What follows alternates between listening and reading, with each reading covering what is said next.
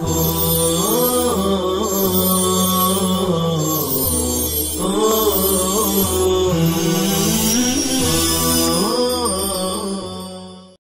اللہ الرحمن الرحیم الحمد للہ رب العالمین الحمد للہ حمدا کثیرا طیبا مبارکا فیہ سبحان اللہ وبحمدہ عدد خلقہ ورضا نفسہ وزنة عرشہ ومداد کلماتہ فسبحان اللہ حین تمسون وحین تصبحون وله الحمد في السماوات والأرض وعشيا وحين تظهرون وصلى الله وسلم على نبينا محمد وعلى آله وأصحابه وبارك وسلم تسليما كثيرا كثيرا.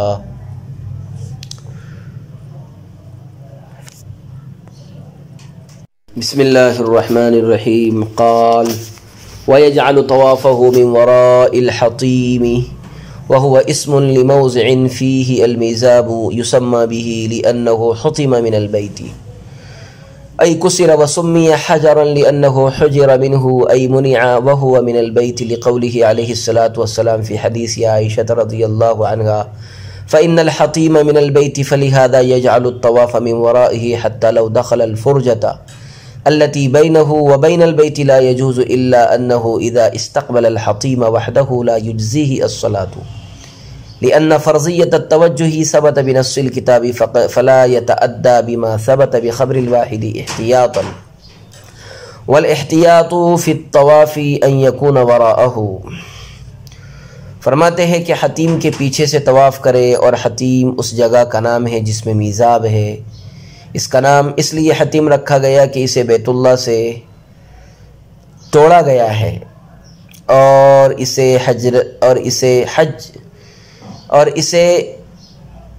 حجر بھی کہتے ہیں. سمی حجرا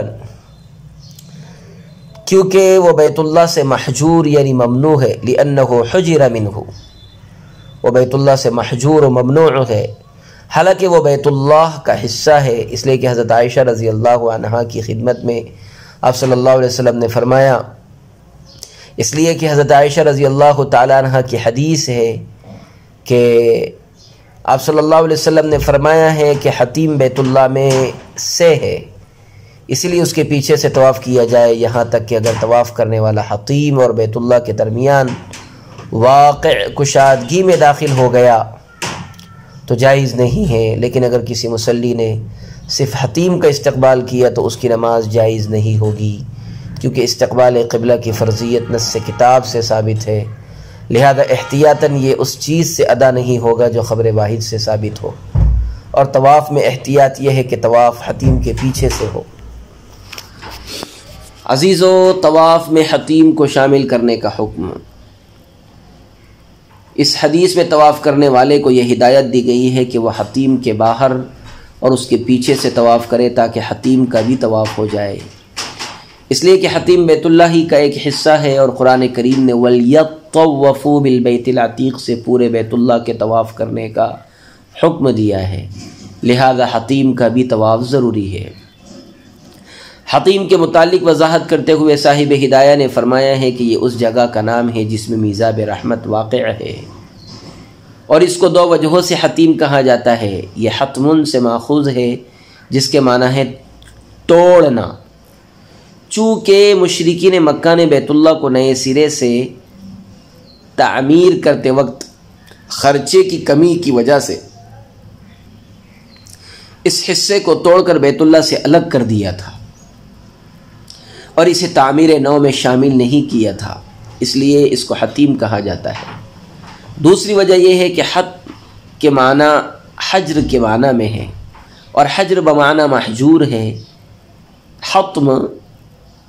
حجر کے معنی میں ہے اور حجر بمعنی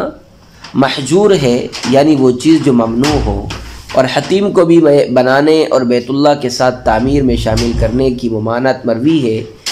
اس لیے اس وجہ سے بھی اس کو حتیم کہا جاتا ہے. حتیم کے بیت اللہ میں شامل اور داخل ہونے کی دلیل وہ حدیث بھی ہے جو صحیحین میں حضرت عائشہ صدیقہ رضی اللہ عنہا کے حوالے سے مروی ہے. صاحب بنایہ نے اس حدیث کو ان الفاظ میں بیان کیا ہے. قالت سألت رسول اللہ صلی اللہ علیہ وسلم امن البیت ہوا؟ قال نعم. قالت فما بالهم لا يدخلونه في البيت؟ قالت ان قومکی قصرت بهم النفقة قلت فما شأن بابه مرتفعا قال فعل ذلك قومك ليدخلوا من شاء ويمنعوا من شاء ويمنعوا من شاء لأن قومك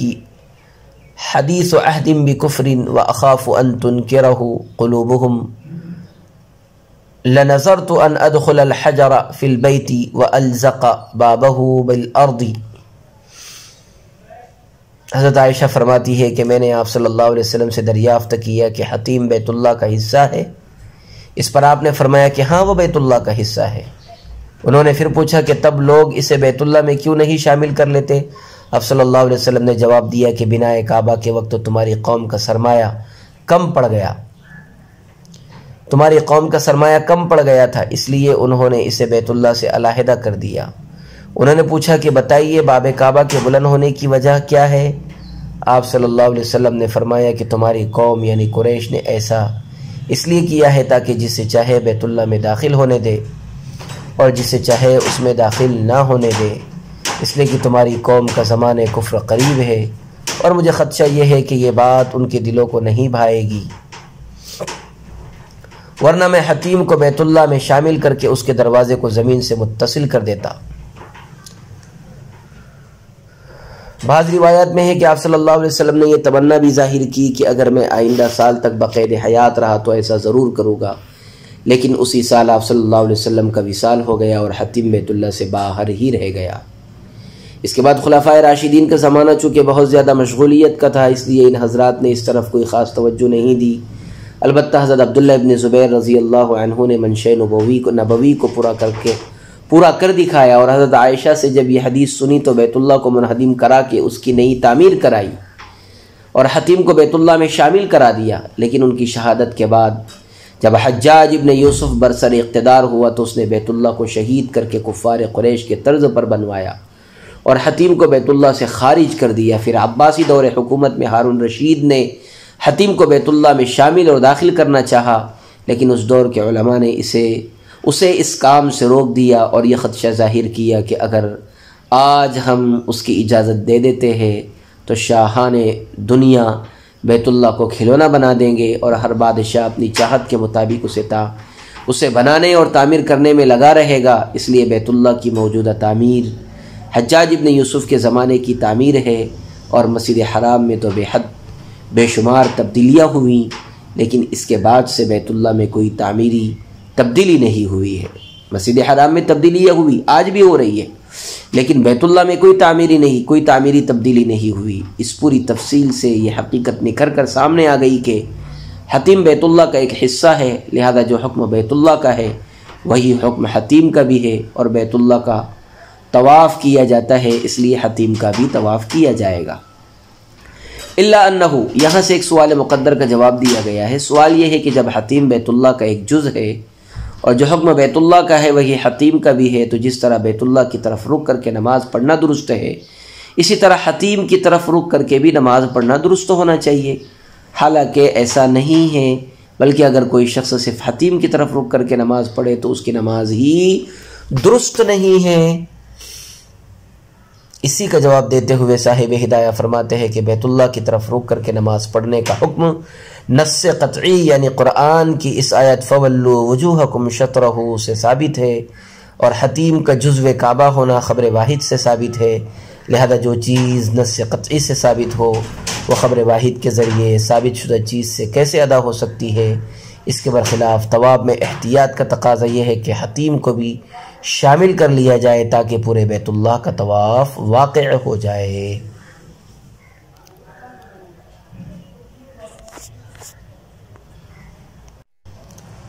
وَيَرْمُلُ قال وَيَرْمُلُ فِي الثَّلَاثِ الْأُوَلِ مِنَ الْأَشْوَاطِ وَالرَّمَلْ أَنْ يَهُزَّ فِي مِشْيَتِهِ الْكَتِفَيْنِ كَالْمُبَارِزِ يَتَبَخْتَرُ بين الصفين وذلك مع الاضطباع وكان سببه إظهار الجلد للمشركين حين قالوا أظناهم حمى يثرب ثم بقي الحكم بعد زوال السبب في زمن النبی صلی اللہ علیہ وسلم وبعدہ۔ فرماتے ہیں کہ طواف کرنے والا پہلے تینوں پھیروں میں رمل کرے، اور رمل یہ ہے کہ وہ رفتار میں اپنے دونوں کندھوں کو ہلائے جیسے لڑنے والا دو صفوں کے درمیان اکڑتا ہوا چلتا ہے، اور یہ استباع کے ساتھ ہو، اور رمل کا سبب مشرکین کے ساتھ طاقت کا اظہار تھا جب انہوں نے یہ کہا تھا کہ ان مسلمانوں کو مدینہ کے بخار نے کمزور کر ڈالا۔ پھر سبب ختم ہونے کے بعد بھی یہ حکم باقی رہا، اور نبی اکرم صلی اللہ علیہ وسلم کے زمانے میں بھی اور آپ صلی اللہ علیہ وسلم کے بعد بھی باقی رہا۔ پہلے 3 پھیروں میں رمل کرنے کا بیان۔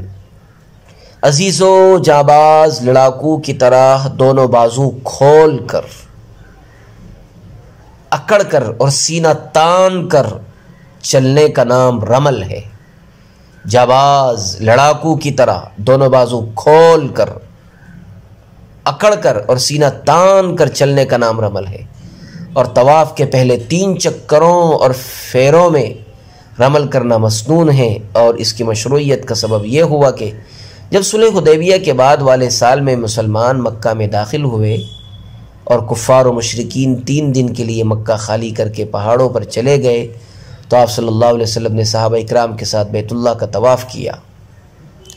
طواف کے دوران مشرکین نے بعض مسلمانوں کا استہزاء کیا اور یہ کہنے لگے اضناہم حمی یثرب، مدینہ کے بخار نے انہیں نحیف و ناتوا بنا دیا ہے۔ جب یہ بات آپ صلی اللہ علیہ وسلم کے کانوں تک پہنچی تو آپ صلی اللہ علیہ وسلم مومنانہ قوت کے اظہار کی غرض سے رمل کرنے لگے، اور آپ کو دیکھ کر حضرات صحابہ نے بھی رمل کرنا شروع کر دیا۔ اس کا فائدہ یہ ہوا کہ کفار مکہ کے دلوں سے مسلمانوں کی کمزوری اور ان کی ضعیفی کا احساس ختم ہو گیا۔ فتح مکہ کے بعد اگرچہ رمل کا سبب ختم ہو گیا، لیکن پھر بھی آپ نے حجۃ الوداع کے موقع پر رمل کیا تھا، اور آپ کے بعد عہد صحابہ میں بھی یہ حکم اور یہ عمل جاری و ساری رہا، اور رہتی دنیا تک طواف کرنے والوں کے حق میں مسنون قرار پا گیا۔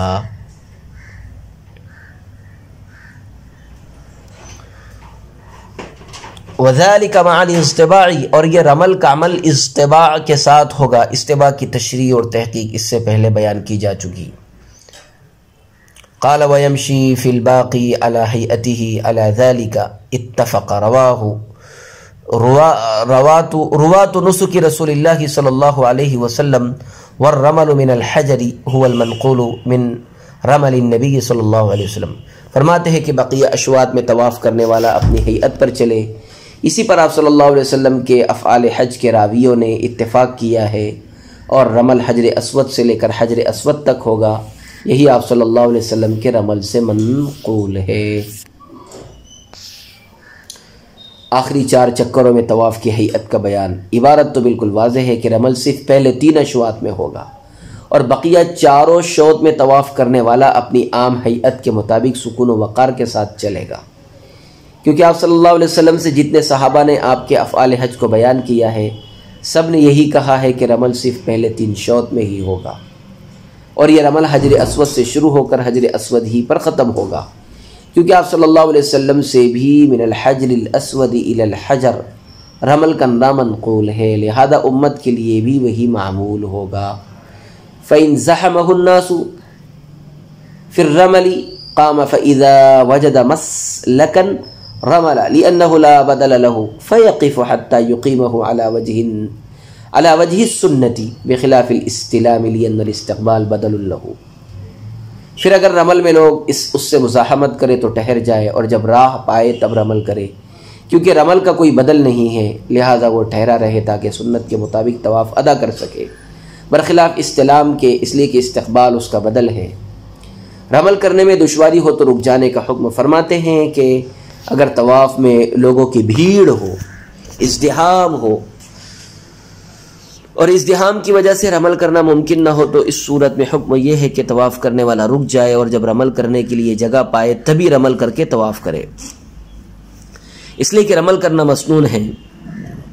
اور رمل کا کوئی بدل بھی نہیں ہے، لہذا سنت کے مطابق طواف کرنے کے لیے ٹھہر جائے، اور جب کشادگی ہو تب رمل کے ساتھ طواف کرے، اور بدون رمل ناقص طواف کرنے کی کوشش نہ کرے۔ اس کے برخلاف استلام کا مسئلہ ہے تو چونکہ استقبال اس کا نائب اور بدل ہے، اس لیے اگر بھیڑ کی وجہ سے استلام ممکن نہ ہو تو استقبال سے کام چلا لیا جائے۔ قال ويستلم الحجر كلما مر ان استطاع لأن أشواط الطواف كركعة الصلاة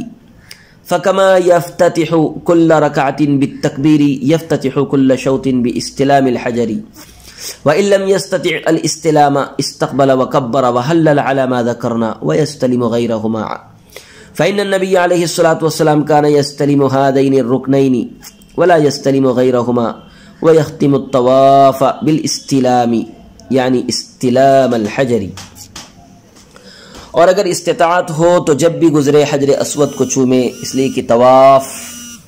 کے پھیرے نماز کی رکعتوں کی طرح ہے، لہذا جس طرح ہر رکعت تکبیر کے ساتھ شروع کی جاتی ہے اسی طرح ہر شوط استلام حجر کے ساتھ شروع کیا جائے۔ اور اگر استلام کی استطاعت نہ ہو تو استقبال حجر کرے اور تکبیر و تحلیل کرے جیسا کہ ہم نے ذکر کیا، اور رکن یمانی کا بھی استلام کرے، اور ظاہر الروایہ کے مطابق ایسا کرنا بہتر ہے، اور امام محمد رحمۃ اللہ علیہ سے مروی ہے کہ سنت ہے، اور ان دونوں کے علاوہ کا استلام نہ کرے، اس لیے کہ آپ صلی اللہ علیہ وسلم ان دونوں رکنوں کا استلام کرتے تھے اور ان کے علاوہ کا استلام نہیں کرتے تھے، اور استلام یعنی استلام حجر پر طواف ختم کرے۔ دوران طواف کعبۃ اللہ کے کونوں کو چومنے کا بیان۔ مسئلہ یہ ہے کہ اگر طواف کرنے والے کو قدرت اور استطاعت میسر ہو تو اسے چاہیے کہ طواف کرتے ہوئے حجر اسود کے پاس سے جب بھی گزرے اس کا بوسہ لے لے، کیونکہ اشواط طواف رکعات صلاۃ کے درجے میں ہے، لہذا جس طرح نماز کی ہر رکعت تکبیر کے ساتھ شروع کی جاتی ہے اسی طرح طواف کا ہر شوط بھی حجر اسود کے استلام سے شروع کیا جائے، اور اگر استلام اور بوسہ لینا ممکن نہ ہو تو تکبیر و تحلیل کرتے ہوئے حجر اسود کا استقبال کر کے گزر جانا کافی ہے، کیونکہ اگر عدم استطاعت کے باوجود بھیڑ میں کوئی شخص استلام حجر کی کوشش کرے گا تو ظاہر ہے کہ وہ دوسروں کو تکلیف دے گا، جو درست نہیں ہے۔ وَيَسْتَلِمُ الرُّكْنَ فرماتے ہیں کہ طواف کرنے والے کو چاہیے کہ استلام حجر کے ساتھ ساتھ رکن یمانی کا بھی بوسہ لے لے، اور ظاہر الروایہ کے مطابق اس کا بوسہ لینا حسن اور بہتر ہے۔ امام محمد سے مروی ہے کہ رکن یمانی کا استلام کرنا سنت ہے۔ ولا یستلم فرماتے ہیں کہ طواف کرنے والے کو چاہیے کہ حجر اسود اور رکن یمانی کے علاوہ رکن شامی یا رکن عراقی کا استلام نہ کرے، کیونکہ آپ صلی اللہ علیہ وسلم نے صرف رکن یمانی اور حجر اسود کا استلام کیا ہے اور ان کے علاوہ رکن شامی وغیرہ کا استلام نہیں کیا ہے، اور احکام شریعت کا مدار چونکہ نقل پر ہے اس لیے صاحب شریعت سے جتنا منقول ہے اسی پر عمل کرنا مطلوب ہے، اور جو طواف کرنے والا طواف کو ختم کرے تو اسے چاہیے کہ استلام حجر پر طواف کو ختم کرے، اس لیے کہ آپ صلی اللہ علیہ وسلم نے حجۃ الوداع کے موقع پر استلام حجر ہی پر اپنا طواف ختم فرمایا تھا۔ وصلی اللہ وسلم علی نبینا محمد وعلی آلہ واصحابہ وبارک وسلم تسلیما کثیرا کثیرا۔